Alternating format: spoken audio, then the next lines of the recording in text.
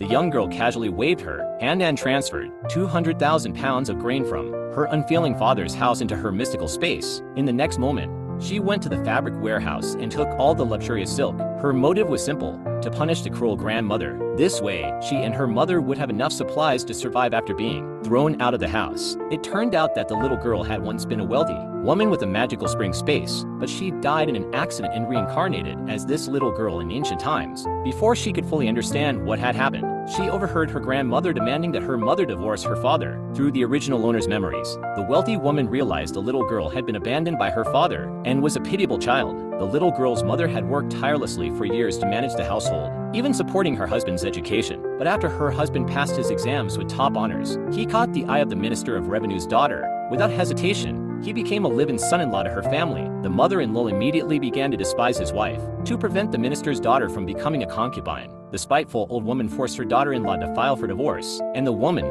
knowing her position, didn't have much to lose, so she quickly signed the divorce papers. However, the reincarnated little girl understood that her mother would need resources to survive once they were kicked out, so before leaving, she used her powers to create a master key. She then unlocked the grain warehouse and moved the 200,000 pounds of grain into her magical space, along with all the fine silk from the fabric storage. Mother and daughter then relocated to the house her mother had lived in before marriage. While eating, the little girl noticed her mother's natural beauty. Though years of hard work had left her worn and haggard, the girl decided to use her magical abilities to restore her mother's youthful beauty, and then find a reliable new father for herself. The following day, the little girl prepared a homemade facial mask and applied it to her mother's face. After 3 months of continuous use, her mother became an extraordinary beauty. But by then, the little girl began to worry. In such tumultuous times, a great beauty like her mother could attract danger without the protection of a man. Just as the little girl wondered where to find a suitable new father, a general arrived at their door asking for water. The little girl immediately rushed out to greet him.